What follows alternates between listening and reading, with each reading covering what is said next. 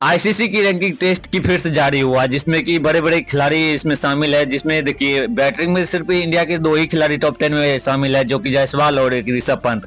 बाकी बात ऑलराउंडर में भी दो ही खिलाड़ी हैं, जो एक रविचंद्र अश्विन और रविंद्र जडेजा। क्योंकि देखिए जडेजा दो सीरीज से बाहर ही रहे हैं, तो ऐसा लग रहा था कि उनका मतलब इससे बाहर हो गए, लेकिन बाहर क्या मतलब नीचे आ जाते हैं। नंबर 1 पे भी अभी जडेजा बने हुए हैं। हालांकि बॉलिंग में बहुत ज्यादा इजाफा हुआ, जो कि जसप्रीत बुमराह मतलब कि नंबर 2 पे चले गए थे, फिर नंबर 1 पे जसप्रीत बुमराह ही चले आए थे। बाकी बात बताते हैं जो अभी बैटिंग में नंबर 1 पे कौन गए हैं, जो कि एडी ब्रूक जो रूट को मतलब कि इंग्लैंड के ही हैं, अपने मतलब साथी को पीछे छोड़ के नंबर 1 पहुंच गए हैं। क्योंकि उन्होंने बहुत अच्छी खासी नॉक खेली थी, जिन्होंने 155 रन की और 127 रन की जो दूसरा इनिंग में पारी खेली, जो इंग्लैंड और न्यूजीलैंड के बीच जो टेस्ट सीरीज खेला जा रहा था। बाकी बात पहले मुकाबले में बहुत अच्छा खासा बैटिंग किया, क्योंकि हैरी ब्रूक को देखिए पाकिस्तान में भी गए हैं, वो मतलब बहुत अच्छे खासे 300 रन मारे हैं, तो कम बात थोड़ी होता है भाई साहब, बहुत अच्छा खासा है। क्योंकि हैरी ब्रूक T20 में उनका अच्छा फॉर्म नहीं चलता है, जिस तरह आईपीएल में फ्लॉप रहे हैं, लेकिन टेस्ट में भी देखिए इंग्लैंड के चाहे जो रूट हो या फिर हैरी ब्रूक, ये दोनों मतलब अभी बहुत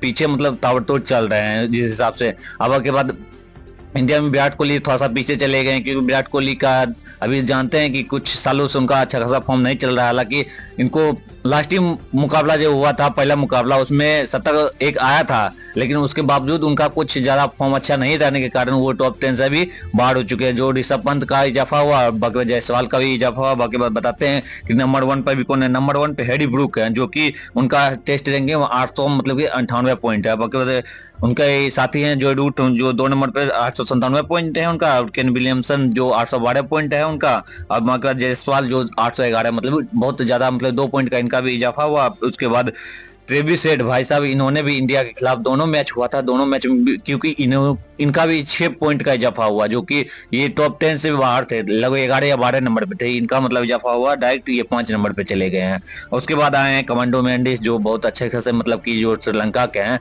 उन्होंने बहुत अच्छा खासा जो इस बार आईपीएल में भी सनराइजर्स हैदराबाद की तरफ से ये देखेंगे।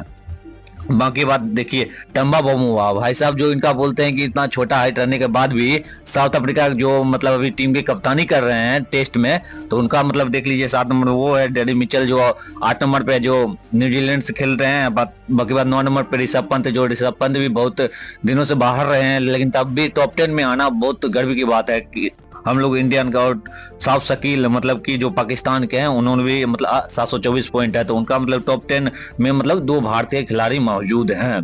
बैटिंग में बात की है। बाकी बात इसमें कहते हैं बॉलिंग की रैंकिंग भी जारी हुआ, जिसमें जसप्रीत बुमराह नंबर 1 पे फिर चले गए हैं, क्योंकि जसप्रीत बुमराह 890 पॉइंट के साथ नंबर 1 पर, और उनके पीछे जो कागिसो रबाडा है उनका सिर्फ 856 पॉइंट है।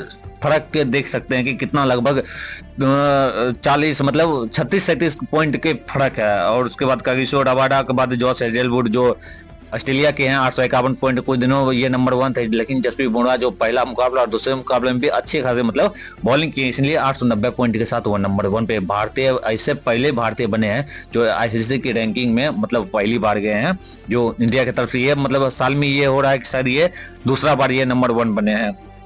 उसके बाद पैट कमिंस है 4 नंबर पे, 5 नंबर पे रविचंद्र अश्विन, 6 पे रविंद्र जडेजा, मतलब दोनों अरब फड़क ही मतलब अगल बगल में ही है जो। और 5-6 पे अगले बाद 7 पे नेथन लायन है, फिर 8 पे परम जयसूर्या जो श्रीलंका के हैं।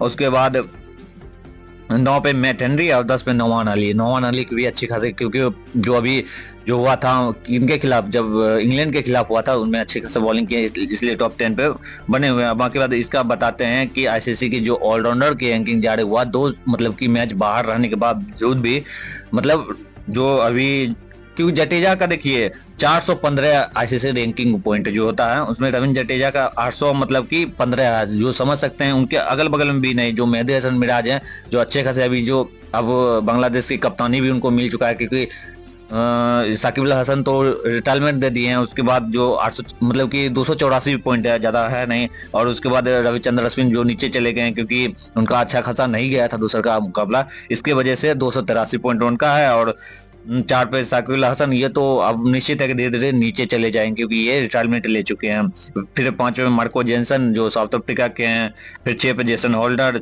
7 पे जो रूट जो एक मतलब एक्चुअली है बेटर, लेकिन ये बॉलिंग भी करते हैं, इसलिए ऑलराउंडर के मतलब लिस्ट में ये आ चुके हैं 7 नंबर पर। और 8 पे बेन स्टोक, 9 पे अक्षर पटेल और 10 पे पैट कमिंस। क्योंकि देखिए ऑलराउंडर की लिस्ट में टॉप 10 में 3 ऐसे बंदे हैं जो हमारे इंडिया के हैं। मतलब कि ये भी क्योंकि पूरा वर्ल्ड का ये लिस्ट जारी होता है, जो टेस्ट नेशन है उनमें बताइए आईसीसी की रैंकिंग में ये जो आए हैं। बाकी बाद जो T20 और ओडीआई का अभी नहीं दिया गया, जो पुराना है वही है, क्योंकि जो देखते हैं क्योंकि जो ओडीआई का नंबर 1 जो उनका पाकिस्तान का किंग बने हुए हैं बाबर आजम, वो नंबर 1 पे हैं, क्योंकि वो बहुत दिनों से हैं, वो कुछ करे या ना करे, लेकिन पता नहीं आईसीसी ऐसा क्या देख लिया है कि उनमें नंबर 1 पे बैठा के उनको रखा है।